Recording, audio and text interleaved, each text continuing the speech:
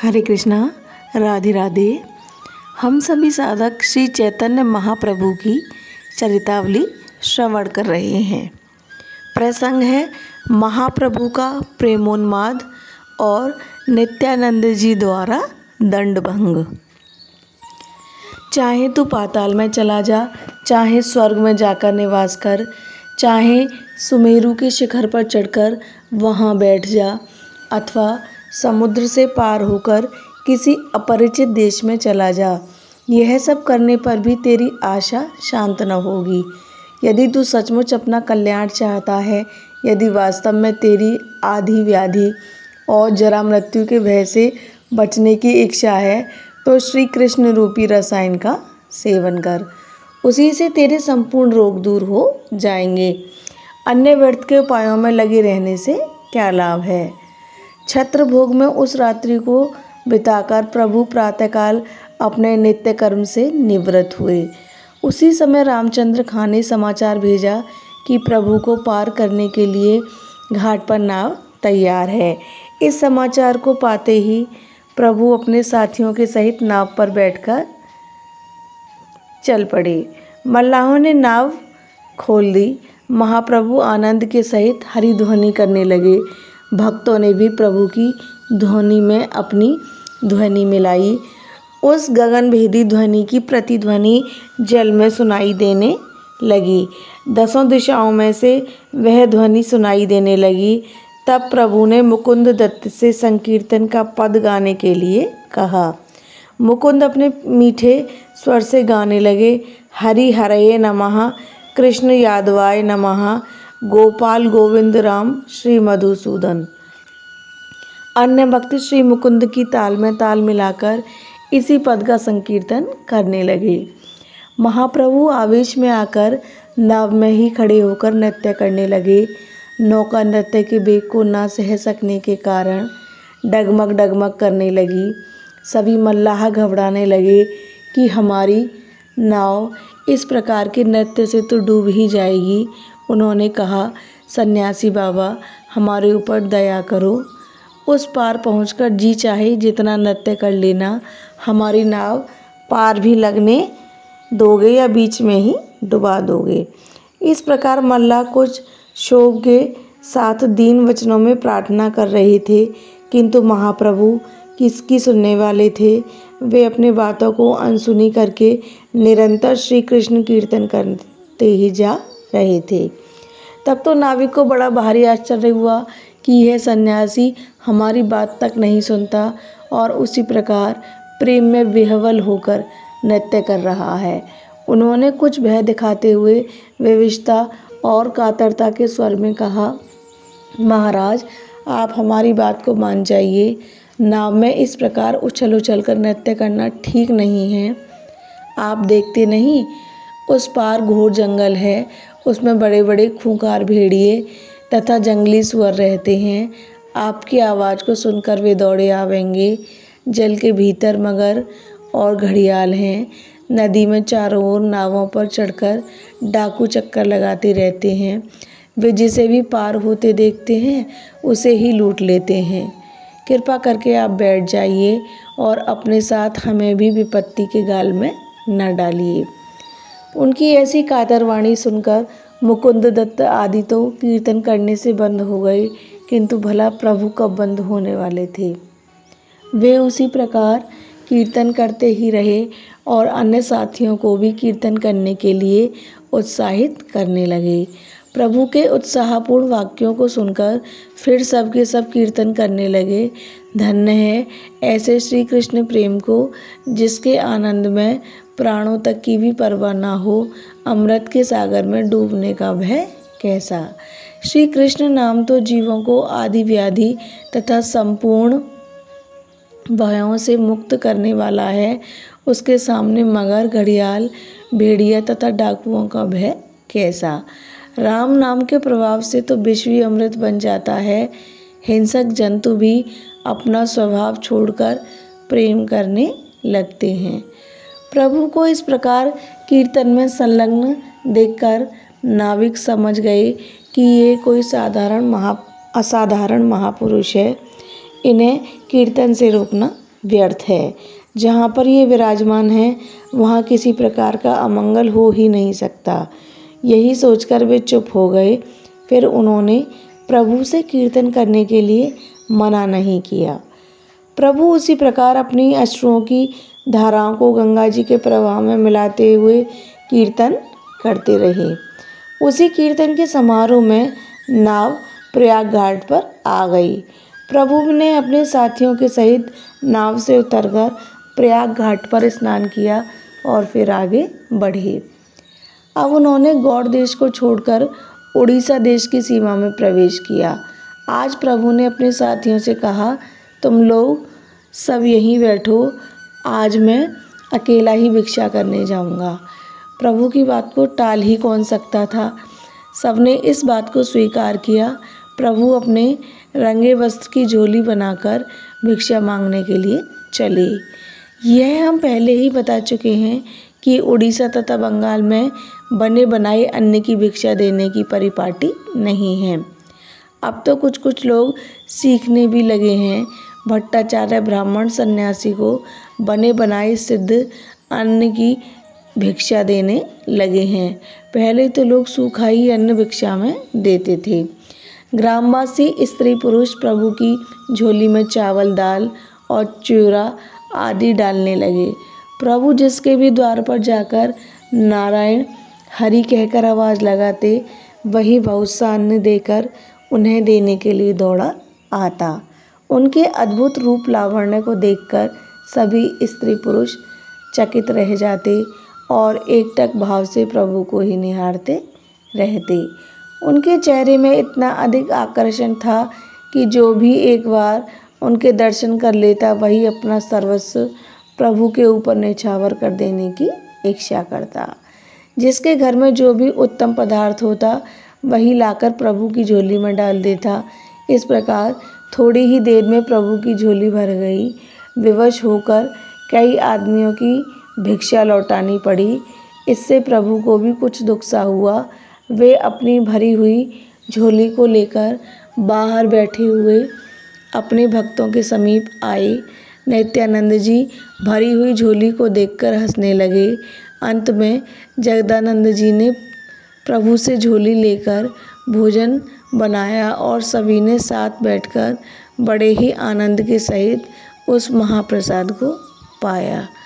भोजन करके आगे बढ़े। आगे चलकर पुरी जाने वाली सड़क पर उन्होंने करगृह देखा। वहाँ पर राजा की ओर से प्रत्येक यात्री पर कुछ नियमित शुल्क लगता था, तब यात्री आगे जा सकते थे। उस समय शुल्क लेने वाले अधिकारी यात्रियों से शुल्क लेने में इतनी अधिक कठोरता करते थे कि बिना नियमित द्रव्य लिए वे किसी को भी आगे नहीं जाने देते थे।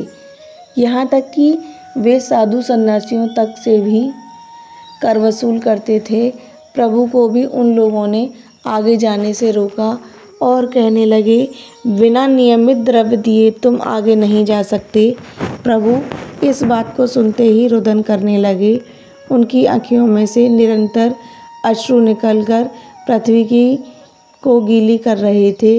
वे, हा प्रभु, हे मेरे जगन्नाथ देव, क्या मैं तुम्हारे शीघ्र दर्शन ना कर सकूँगा? क्या नाथ, मुझे तुम्हारे दर्शन होंगे? ऐसे आर्त वचनों को कह कहकर रुदन करने लगे। इनके इस हृदय विदारक करुण क्रंदन को सुनकर पाषाण हृदय अधिकारी का भी कठोर हृदय पसीज गया। उसने सोचा, क्या साधारण मनुष्य की आँखों से इतने अश्रुओं का निकलना संभव हो सकता है? अवश्य ही ये कोई महापुरुष हैं। इन्हें जगन्नाथ जी जाने से नहीं रोकना चाहिए।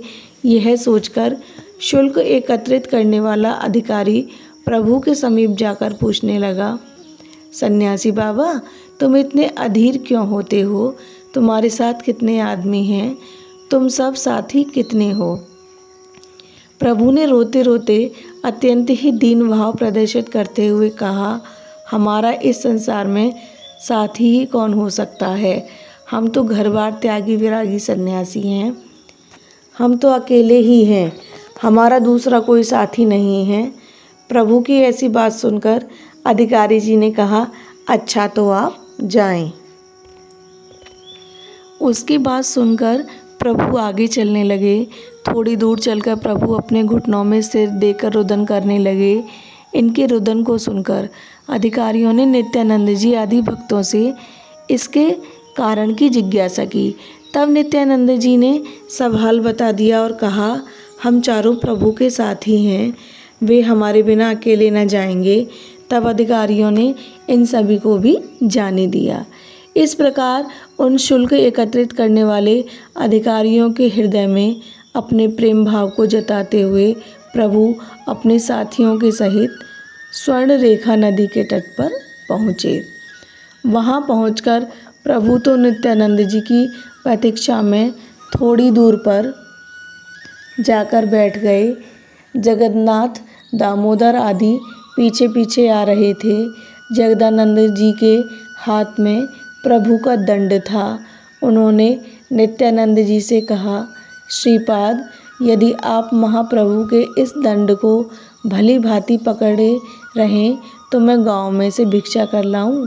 नित्यानंद जी ने कहा, अच्छी बात है, मैं दंड को खूब सावधानी से रखूंगा, तुम आनंद के साथ जाकर भिक्षा कराओ।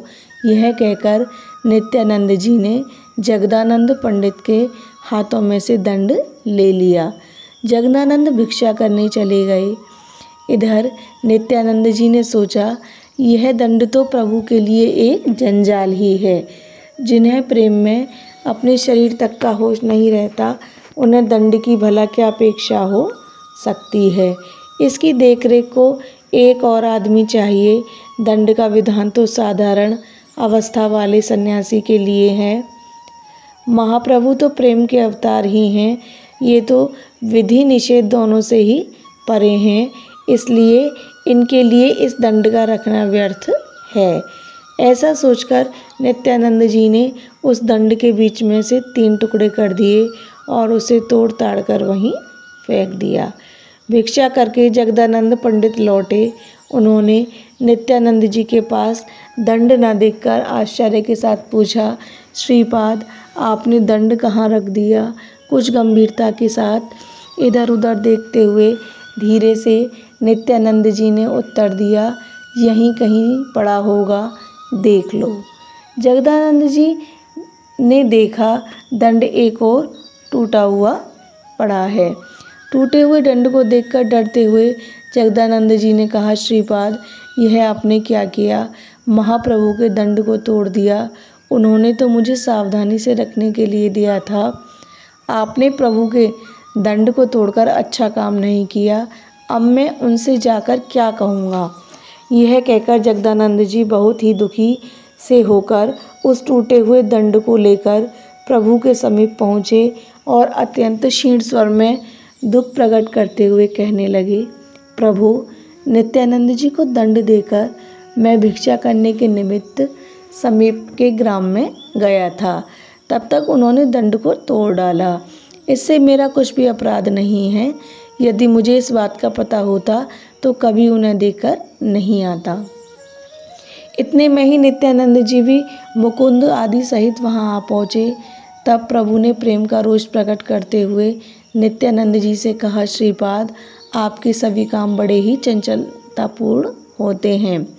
भला दंड भंग करने के आपको क्या मिल गया? आप तो मुझे अपने धर्म से भ्रष्ट करना चाहते हैं। सन्यासी के पास एक दंड ही तो परम धन है। उसे आपने अपने उद्धत स्वभाव से भंग कर दिया। अब बताइए, कैसे मैं आपके साथ रहकर अपने धर्म का पालन कर सकूं? नित्यानंद जी ने बात को टालते हुए कुछ हंसी के भाव में कहा, वह तो बांस का ही दंड था। उसके बदले में आप मुझे अपना दंड पात्र बना लीजिए और जो भी उचित दंड समझें दे दीजिए। महाप्रभु ने कहा, वह बांस का दंड कैसे था? उसमें सभी देवताओं का अधिष्ठान था। आप तो मुझे न जाने क्या समझते हैं। अपनी दशा का पता मुझे ही लग सकता है। आपके साथ में रहने का मुझे यही फल मिला। एक दंड था, वह भी आपने नष्ट कर दिया। अब न जाने क्या करेंगे। इसलिए मैं अब आप लोगों के साथ ना जाऊंगा। या तो आप लोग आगे जाएं या मुझे आगे जाने दें। इस पर मुकुंद दत्त ने कहा, प्रभु आप ही आगे चलें। बस इतना सुनना था कि प्रभु दौड़ मारकर आगे चलने लगे और दौड़ते दौड़ते जलेश्वर नामक स्थान में पहुँचे। वहाँ जलेश्वर नामक शिवजी का एक बड़ा भारी मंदिर है। उस समय बहुत से वेदज्ञ श्रद्धालु ब्राह्मण उस मंदिर में धूप दीप नैवेद्य आदि पूजन की सामग्रियों से शिवजी की पूजा कर रहे थे। कोई उच्च स्वर से स्तोत्र पाठ कर रहा था, कोई अभिषेक कर रहा था, कोई शिवजी की स्तुति ही कर रहा था। भांति भांति के बाजे बज रहे थे। प्रभु उस पूजन कृत्य को देखकर बड़े ही संतुष्ट हुए। दंड भंग कर देने के कारण नित्यानंद जी के प्रति जो थोड़ा सा क्रोध था वह शिव जी के दर्शन मात्र से ही जाता रहा। वे आनंद में निमग्न होकर जोर से शिव जी का कीर्तन करने लगे। भावावेश में आकर वे शिव शिव शंभो हर हर महादेव इस पद को गा गा कर नाचने कूदने लगे। इनके नृत्य को देखकर सभी दर्शक आश्चर्य के सहित इन्हें चारों ओर से घेर कर खड़े हो गए। उस समय सभी को इस बात का भान हुआ कि मानो साक्षात भोले बाबा ही सन्यासी वेश में तांडव नृत्य कर रहे हैं। प्रभु के दोनों हाथ ऊपर उठे हुए थे। वे मस्त होकर पागल की भांति प्रेमोन्माद में जोरों से उछल उछल कर नाच रहे थे। उनके संपूर्ण शरीर से पसीनों की धाराएं बह रही थीं। नेत्रों में से श्रावण बादों की तरह अश्रुओं की वर्षा हो रही थी। वे शरीर की सुध भुलाकर यंत्र की भांति घूम रहे थे।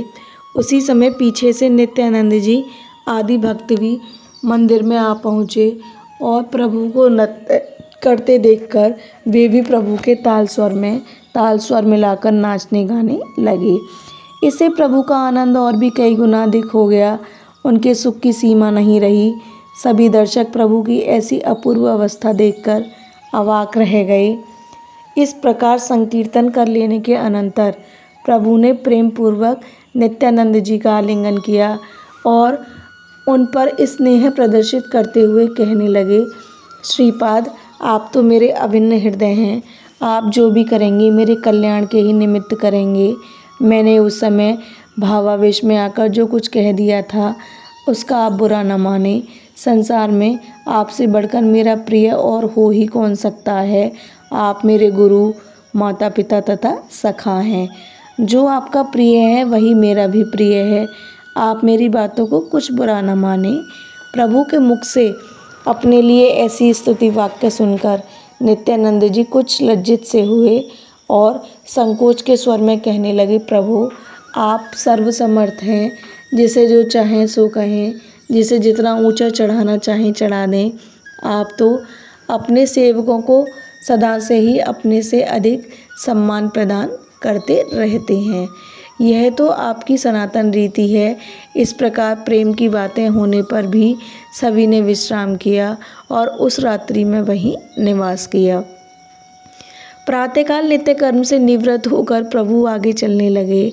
मत्त गजेंद्र की भांति प्रेम वारुणी के मद में चूर हुए नाचते कूदते और भक्तों के साथ कुतूहल करते हुए प्रभु आगे चले जा रहे थे कि इतने में ही इन्हें एक वाम मार्गी शाक्तपंथी साधु मिला।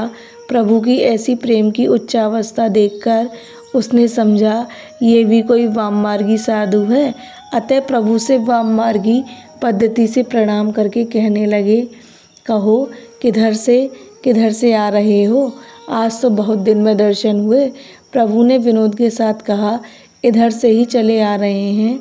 आपका आना किधर से हुआ, कुछ हाल चाल तो सुनाओ। भैरवी चक्र में खूब आनंद उड़ाता है ना।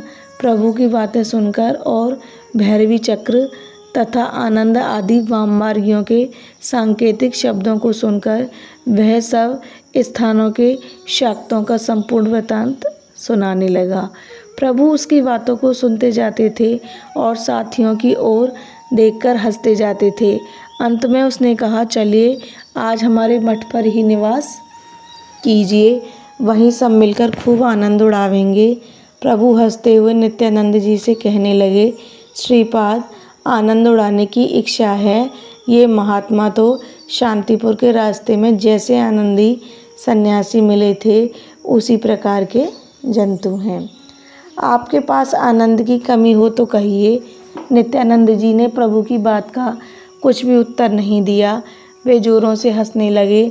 तब कुछ वाममार्गी साधु ने कहा, नहीं, आप लोग कुछ और न समझें, मेरे मठ में आनंद की कुछ कमी नहीं है।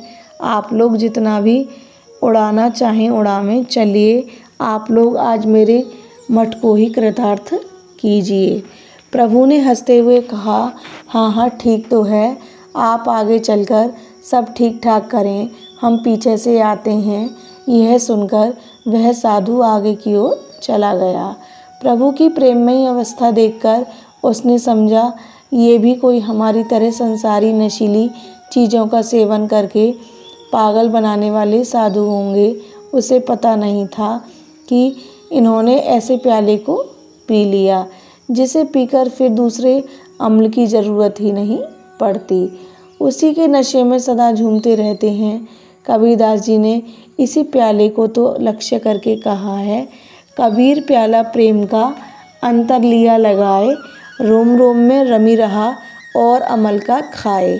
धन्य है ऐसे अमलियों को, ऐसे नशेखोरों के सामने ये संसारी सभी नशे तुच्छ और हे हैं। इस प्रकार अपने सभी साथियों को आनंदित और सुखी बनाते हुए प्रभु पुरी के पथ को तय करने लगे। यह प्रसंग अब यहीं विश्राम लेता है। हरे कृष्णा, राधे राधे।